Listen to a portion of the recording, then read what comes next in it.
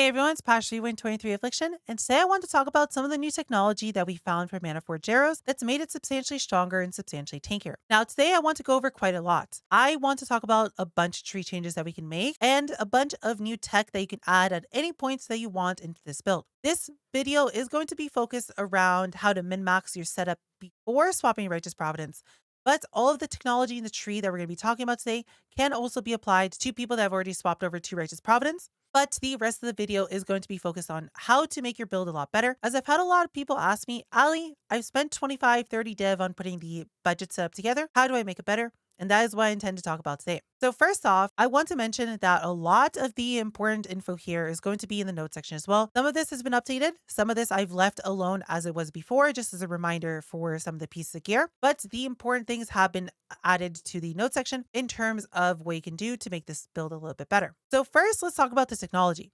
As you can see, my tree looks very different. We have opted to completely drop the left side, the top side, and the right side of our tree, and we have instead opted to heavily focus on the ranger portion of the tree. The reason we've done this is because we can fit spell suppression in this build really easily. That is done through adding in a Mageblood and through picking up a spell suppression wheel. And if we have ourselves a Mageblood in our build, then with a quartz flask, we have 102% chance to spell suppress. Now, obviously, I don't expect everyone to have a Mageblood. So if you don't have a Mageblood, what you can do instead is to just pick up the chance to suppress damage as Lucky Mastery, and this should basically give you 100% chance to suppress, and it'll be more than good enough to get you through all content. Now, as soon as you do get a Mageblood, you obviously want to drop this, as the point won't do anything for you, as a quartz flask will bring you to 100% chance to spell suppress. The other thing to mention here about the tree that, in my opinion, is probably the single most fun bit of tech that I've been able to find is just how broken Clever Thief is for a build. So not only does Clever Thief give us Mana Leech, but it also gives us Life Leech. The Mana Leech from Clever Thief is strong enough for us to completely be able to drop Mana Leech from our main link. This means we can instead add in a Innervate and an Overcharge. And what this means is we are going to generate very large shocks through Overcharge, and we're going to get ourselves a lot of flat added damage through Innervate. This is going to overall give you a substantial DPS increase while also making your build just feel a little bit better. The other really cute thing about Clever Thief, which everyone probably thinks is completely useless,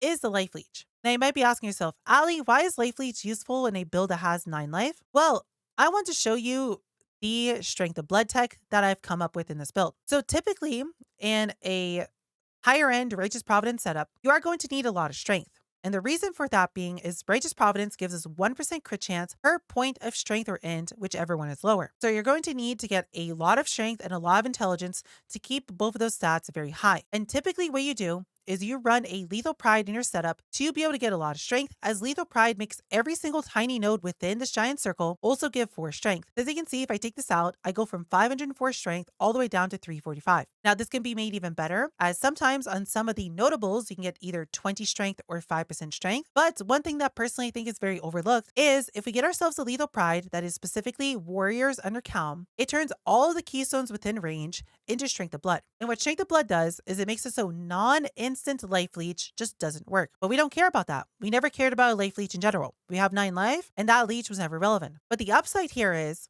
that for every 3% life recovery that you would have gotten from Leech, you instead get 2% physical damage reduction. And this build does not have any physical damage reduction in it. That is the one weakness of this build, and that is the one place where we struggle, is with taking big physical hits. Now we do have a lot of evasion rating, and that helps us, but when one of those fizz hits actually makes it through, we are kind of paper and we're going to get chunked really hard. As you can see here, Strength of Blood increases our fizz max hit by almost 30%, giving us 18% physical damage reduction, which is amazing for one passive point. What we can do is we can make this a lot better. Since we're going over to the right side of the tree anyways, we can pick up Taste of Blood, which gives us 20% maximum life recovery from Leech, meaning this gives me 3% increased max fizz hit. And we can pick up the Leech Mastery to make our life, mana, and energy shield leech 25% stronger. Not only does that mean we have snappier energy shield leech, meaning we are going to have substantially better recovery, but we're also going to have better mana leech, meaning that we're going to be able to keep up with our insane mana cost a lot better. And it's going to give us 20% life leech, meaning that we also get damage reduction from it, making this mastery overall really strong. And the only issue here in the past has been that we couldn't really pick up a second Leech Mastery to pick this up,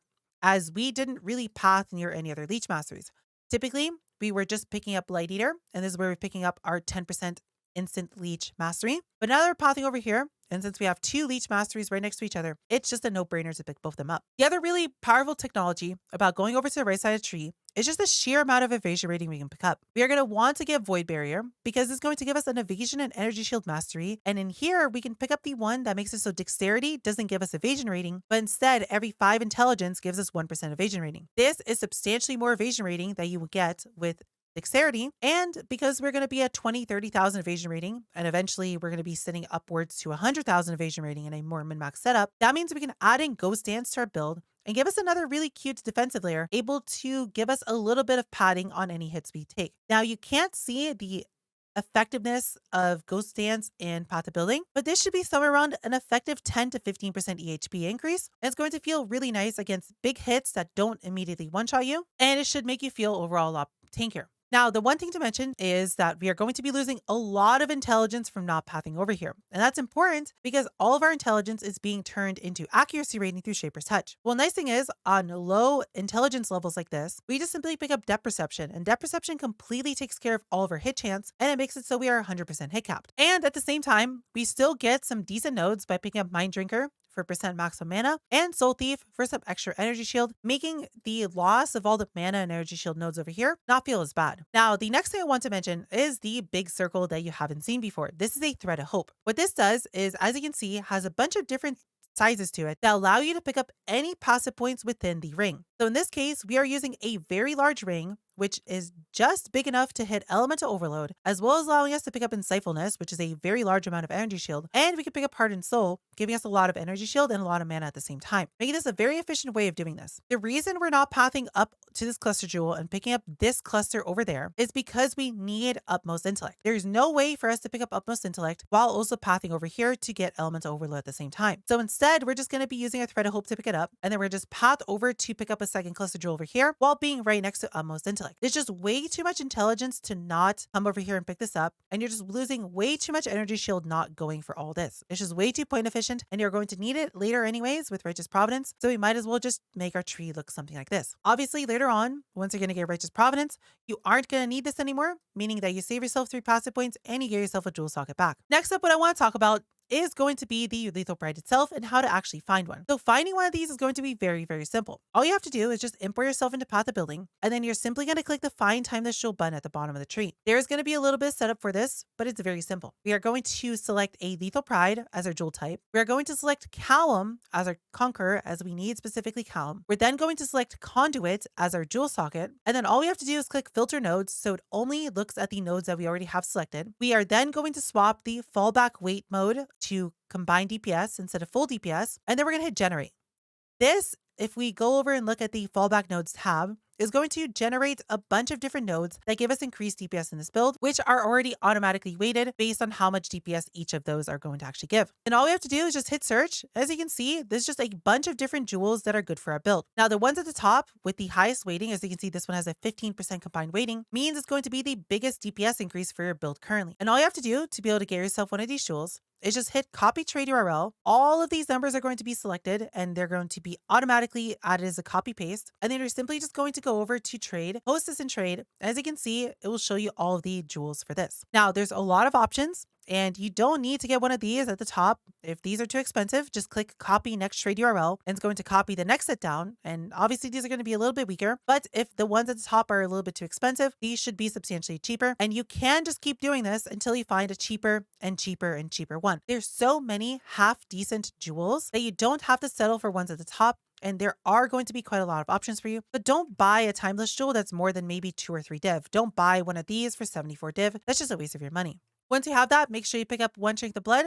Picking up a second one doesn't do anything. That's just a waste of a passive point. We're going to be wanting to put an Unnatural Instinct in the jewel socket to the left of it. What Unnatural Instinct does is it gives us the benefits of every single one of these tiny nodes that we do not have selected. That means the Natural Strength is going to give us the skill duration nodes up here. It's going to give us the mana nodes up here. And it's going to give us all the tiny nodes that are right by the silencer. This is really efficient because all these nodes also have 4 strength on it, effectively meaning Unnatural Instinct is giving you about 100 strength on its own, which is quite a lot of mana. In my opinion, this is really worth it to do. And later on, we can discuss removing this for a normal jewel. But given how cheap Unnatural Instinct is, it's definitely worth it to pick it up as it's a lot more efficient in terms of the amount of mana that you can get versus other jewels. The last and final thing to mention about the Pasta Tree is going to be this tiny mana and guard skill cooldown recovery rate note. This is something I didn't mention in the previous guide, and it's something you absolutely need to add into your build. The reason we need this specific small node is because it has 20% increased cooldown recovery rate on it for Arcane Cloak, which means Arcane Cloak is going to go from a 4-second cooldown to a 3.3-second cooldown, making your ramp not only faster, but more consistent. Make sure you pick this node up. I'm sorry I didn't mention it earlier. I'm sorry I didn't see it myself, but this node is really, really important to pick up. There's also a few changes we can make to our gems just to make our life a little bit easier and to make our clearing a little bit comfier. So first off, what I personally have done is in my all Dihi, I've personally set up a shield charge and a faster attack setup. We need a shield actually active to be able to shield charge, and we don't really need our bow active if we're going to be running around. Personally, I found this to be really strong, especially in delving when I'm going node from node, as the movement speed of shield charge is substantially better than basically any other mobility skill, and it's going to feel a lot better than just frost blinking around from node to node. And the same goes for mapping. If I just want to run through a giant chunk of my map really quickly, shield charge is way too efficient to do that. The other thing that I've personally done is I've personally gone a second bow, and I've set up my lightning arrow in that bow instead. I know in the previous video I mentioned that you can swap out your lightning arrow for your rain of arrows and do some mapping that way, but it was recommended to me to just get a whole second bow, and I like this a lot more than having to do a gem swap. Not only does a gem swap take a little bit longer to do since you have to swap out 2 gems, but it's also a little bit clunky as you have to swap 2 gems out every time, and it just, in my opinion, feels just not the greatest of solutions. So instead I've gone a whole second bow. And now if I want to do some mapping, I just put on my second bow. And if I want to do some delving or if I want to kill a boss, I just put on my rain of arrows. Again, I need to mention here that you do not need to do this very often. If you are only planning to map with this build, and if you are never going to fight any pinnacle bosses, or if you're never going to delve, lightning arrow is more than enough to do all content. You only ever need to set up a rain of arrows link if you are going to be doing delve bosses, if you're going to be delving in general, or if you're going to be doing pinnacle bosses. Otherwise, lightning arrow is more than good enough. In terms of lightning arrow setup, it's going to be very simple. We're going to have our lightning arrow with a returning projectiles, a lesser multiple projectiles, a faster projectiles, a fork, and a lightning penetration. Now, the reason we're going for LMP over GMP is because we already have good enough coverage with the 3 additional arrows from our quiver, and adding in 2 additional arrows feels really good, but adding in 4 arrows from GMP feels really bad just because those 2 additional arrows kind of just end up missing monsters most of the time anyways, and GMP has a 20% less damage multiplier on it, while LMP only has a 6% less damage multiplier on it, meaning you're going to do a lot more damage with the arrows that are going to actually hit, and you're not going to waste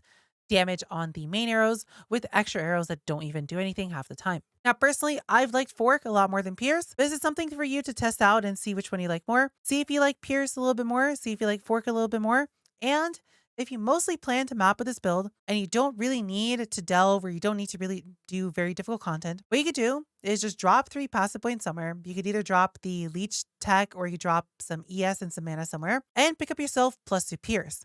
If you get +2 Pierce on the tree over here and then you run Fork, this build will be a monster for mapping and it'll feel really, really strong. Moving on next, let's talk about the gear and how to make your build substantially stronger. Now, most of this gear is not going to change as there aren't really many upgrades we want to make until we swap to Righteous Providence. But even then, there's still going to be a few upgrades here and there for a few divs that are very impactful and we should consider in our build. The first thing I want to talk about is going to be the Ivory Tower. Corrupted Ivory Towers are very cheap, and in the notes section, I have a guide on how to 6-link your own chestplate for very cheap, and there's also an accompanying video guide that'll be linked in the description below as well, which should make it very easy for you to buy any random corrupted Ivory Tower and make it into a great 6-link. So here in Path of Building, I have a +1 socketed gems Ivory Tower, which is the best gem corrupt that you can possibly go for. And these are currently about 60 to 70 chaos each, and it'd be about a 7% DPS increase. Now, what I would instead maybe recommend instead of +1 socketed gems is to get yourself an Ivory Tower with 50% reduced damage taken from crits. Personally, in my opinion, this is one of the best nodes you can possibly add to your build, and this is going to feel substantially stronger than any of the other corrupts, as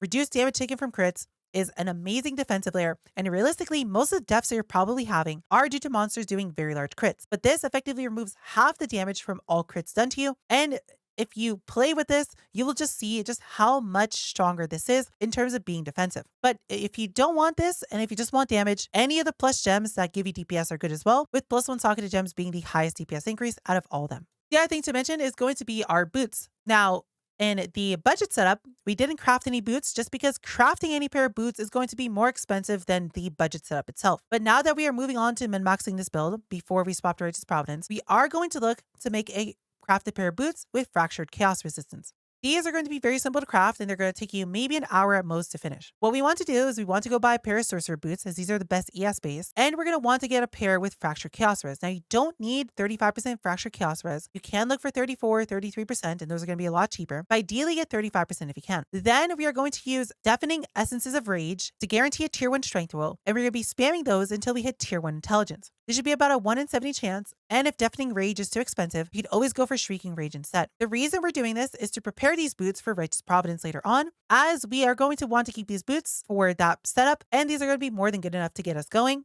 while also giving us a lot of ES from the strength due to Shaper's Touch, making rolling for strength now a big money saver later on. Once we have strength, chaos, res, and intelligence as our suffixes, we are going to be putting suffixes cannot be changed on the boots and using a veiled chaos orb to either look for mana or for movement speed. After that, we are then going to just be crafting whatever we didn't get. So if we unveiled mana, we'll craft movement speed, or if we unveiled movement speed, we're going to craft mana. There's a whole crafting guide on these in the notes section if you go down to the boot section to follow step by step if you want a more in-depth explanation for how to do these boots, but they should be really easy to craft and should cost you maybe around 15 to 20 div at most, with about half the cost of that being in the base itself. For our amulets, we're going to finally want to move on to an Eyes of the Great Wolf. Now, this is an amazing amulet for our build because it's going to give us a lot of attributes and a lot of mana because it always comes with 2 corrupted implicits and nothing else on the amulet. Now, corrupted implicits are really powerful because we have things such as percent attributes and percent mana. And the nice thing about Great Wolf is it doubles them. So even a bottom roll Great Wolf amulet like this with just bottom roll attributes and bottom roll mana is going to be substantially stronger than Foible. And it's going to be what we want to pick up for later on in the build anyways. And this is something we're not going to be replacing. Now on the Great Wolf, we want to anoint Utmost Might, which is the node by the Marauder section of the tree, which gives us 40 strength and 8 int. Now this node, because it gives so much strength, is actually a pretty competitive energy shield node. And it's a pretty decent DPS increase, while at the same time being the anoint that we're going to want for Righteous Providence. And because Great Wolves are always corrupted, that means it's going to require Tainted Oil, which are currently 3 to 4 div each. And because of that, we don't really want to anoint something else and then re-change our anoint later, as that'll be a waste of 3 to 4 div, while Utmost Might being very strong on its own as is. For our ring, not much is going to change here other than I would recommend for you to look for a better ring. You are going to struggle with resistances in this build, especially if you don't go Mageblood. So maybe looking for a new ring with a lot of resistances on it is going to make your life a little bit easier. Another option is to finally replace Shavs and instead get yourself a ring with just a bunch of mana, a bunch of ES, and a bunch of resistances, as that might be required for you to actually hit res cap. Moving on to the elephant in the room, that is going to be Mageblood. Now first, before we talk about Mageblood, I want to have a quick discussion over Righteous Providence versus Mageblood. This is something a lot of people have been asking me about in terms of should you buy Righteous Providence first or should you buy Mageblood first? The answer is you should always buy Mageblood first. Currently, Righteous Providence is worth about 1.5 Magebloods, and Righteous Providence just doesn't do anything by itself. As you can see, if we add it to our build, we are going to gain 5% increased damage, and that is not worth half a mirror currently. And that just makes Righteous Providence really, really bad. Righteous Providence just gives you the ability to start stacking strength and intelligence, but without you having a lot of strength and intelligence in your build, it's not going to be that good. Obviously, we have EO, which is going to make it look a little bit worse, but if we take off EO and look at Righteous Providence this way, as you can see in the current setup, it's only a 18% DPS increase versus EO, which is a 30% DPS increase. So without a lot of strength and a lot of intelligence to begin with, it's just not very good. So due to that, and due to it being basically almost double as expensive as a Mageblood, you should just go for a Mageblood. Not only is this going to make you a lot tankier, but it's going to make you faster, and it's going to give you a little bit of extra DPS, while Righteous Providence is going to require an additional 100, 150 divines on top of the Flesh and Flames themselves to gain enough DPS increase from them to make them better than Elemental Overload. So with that out of the way, let's talk about the Mageblood itself. Now, obviously, I don't expect everyone here to be able to afford a Mageblood immediately. So until you get a Mageblood, you're going to want to just keep running your Stygian as you were before. But what I might recommend is to look for a better Stygian. One with higher resistances, one with higher ES, one with higher mana, something that's worth more than the div or 2 that you might have paid for the current belt that you're using. And one thing that I'd really, really recommend to do is to make sure you focus on the resistance rolls, as you're going to need a lot of resistances to be able to res cap with this build. But assuming we've moved on to Mageblood, let's talk about the Flask that we'd actually want to run with it. So we're going to be running the Topaz and Sapphire Flask as we were before, but we're now going to be incorporating in a Silver and a Quartz Flask as well. Before you get Mageblood and before you have this increased effect Quartz Flask, you are going to need to run the Spell Suppression is Lucky Mastery, but as soon as you get yourself a Mageblood, you can completely drop this mastery as you don't need it anymore. The Quartz Flask, when it has a 25% increased effect prefix and a 70% increased effect kindling orb on it is going to give you 19% spell suppression, meaning you're going to be 2% spell suppression over the cap. The silver flask is just going to feel incredibly strong in this build because more attack speed is always really strong in our build, as it's going to allow us to ramp harder, faster, and it's going to allow us to push our ramp a lot further. Not only that, but Onslaught just gives you a lot of added movement speed, making your build just overall feel a lot better. In terms of the prefixes, you need to run 25% increase effect on all of them, but the tier of the roll doesn't matter, as we don't care about the reduced duration since Mageblood makes all of our flasks permanently active anyways. In terms of suffixes that we want to run, they're also going to be very simple. We need to run Chance of Avoid Being Shocked to get 100% Chance of Avoid Being Shocked for Storm Shroud, and we're going to want to run Chance of Avoid Being Stunned, which is going to feel very good, and it's going to be quite a lot of quality of life. Now, one thing to mention about this is if you don't have a Mageblood, you are going to have to run the Energy Shield Mastery for Stun threshold is based on your energy shield instead of your life. Without this, because you have 8 life, you're just going to be stunned by literally every single attack, making the build feel super clunky. But once you do have a Mageblood and you do get yourself a Chance of Avoid Being Stunned roll, you can just completely drop this mastery and instead just pick up the 10% less damage taken when at full energy shield. This is a lot of extra Fizz Max hit and it's just going to feel very strong. For our last two suffixes, we are going to want to put elemental resistances during effect on one of our suffixes. This is going to completely take care of all of your resistance problems, meaning you can get intelligence and strength on all of your other pieces of gear, as well as not needing any resistances on any of your jewels to be able to res cap. And we're going to want to get attack speed roll on our last flask, as attack speed again just feels really strong, especially when combined with Onslaught. You don't need to get these suffixes on the exact flask I have them here. Just simply get the suffixes on any of the 4 flasks you can. It does not matter where you put them. The final thing to mention about all this is going to be the jewels for this build. Obviously, because we are changing our pathing, we are going to actually get a few more jewel slots than we had before. If you don't have a Mageblood, you are going to heavily need to focus on your resistances, as you are going to be getting the majority of your resistances through a elemental resistance during flask effect roll on your Mageblood. Without this, that means on all of your rare jewels, you're going to have to make sure you get as many resistances as possible. If I swap my Mageblood over to a Stygian and turn off all these flasks, as you can see, my resistances are not anywhere close to res cap, and this is something they're going to have to take care of. The majority of this is going to have to be made up through all of your jewels, and if that means you have to drop a bunch of % ES and a bunch of % mana to be able to get a bunch of resistance jewels, that is completely okay. And that is going to be substantially stronger. And that's going to be realistically the only way for you to get all the resistances that you need. As I mentioned earlier, you can also drop Shavs and pick up yourself another ring with resistance on it. And that should actually help quite a lot and go a long way to getting yourself res capped. Other than that, we are just simply going to want max ES and max mana jewels everywhere. And if you can get yourself strength or int or any other useful stats on these jewels, that's great. In terms of our jewels, we are going to need a second accuracy jewel somewhere. Instead of just running 1 accuracy jewel as we were before, we are now running 2, because even though we are picking up depth perception for a bunch of accuracy rating, that's still not enough accuracy rating in comparison to all of the intelligence that we would have had if we were on the left side of the tree. With all that out of the way, nothing else really changes about any of our other unique jewels, and you can simply just put anything wherever you can fit it, other than obviously the Lethal Pride, the Unnatural Instinct, and the Thread of Hope, which need to go in very specific spots. And finally, to end this video, what I want to quickly mention is the mirror tier quiver for this build, and the first thing you would want to actually mirror in this build. Now, there's 3 total rare items in this build, 1 being the quiver, 2 being a ring, and 3 being boots. And the quiver is by far the single most important item that you'd want to mirror, and it's why I made the single best possible quiver for this build as my first mirror project of Affliction. This quiver is straight up unbeatable, and there is literally no way to possibly make it any better in any way possible. The implicits are perfect and the exact implicits that you want in this build, and all the prefixes and suffixes are perfectly rolled. Now, this is not something you want to immediately care about, and this is just something I want to make you aware that it exists and something to keep in the back of your mind if you're interested in potentially mirroring an item for this build, if you're having fun with it and want to take this build that far. Just as a quick showcase of how much more powerful this is versus a Poised Prism, as we can see, this quiver in a min-max Righteous Providence setup is currently giving me 40% more damage, 3,500 more energy shield, 36,000 evasion rating, which is almost evasion rating capping me, and 1,500 extra mana. This is the only thing you're going to want to eventually upgrade your Poised Prism to, and if you're interested in it, please let me know and I'll be more than happy to give you a copy of it. Again, this is something that's not really too important to currently care about. As we can see, it's only a 1% DPS increase in the path of building that we've been talking about this whole video, but it would give you an additional 2,000 energy shield and a little bit of extra mana, which would be kind of nice. Now, with that said, it is a decent DPS increase. If you do drop Elemental Overload, it will give you somewhere around a 25% DPS increase over the DPS that you would have had with Elemental Overload specifically, while also allowing you to completely drop Thread of Hope. But again, I would not spend a mirror on this before getting a Mageblood, before getting Righteous Providence, before getting everything else, but I do just want to make you aware that this quiver does exist. And that's all I have to really talk about in this video. If you have any questions, please feel free to leave them in the comments below and I'll be more than happy to help you as soon as I can. Or if you want to come by my Twitch, I stream every single day and I'll be more than happy to answer any of your questions there. Or if you just want to see this build in action or just come hang out with the cuties, I'll be more than happy to see you there. Other than that, I hope you cuties have a wonderful rest of your day.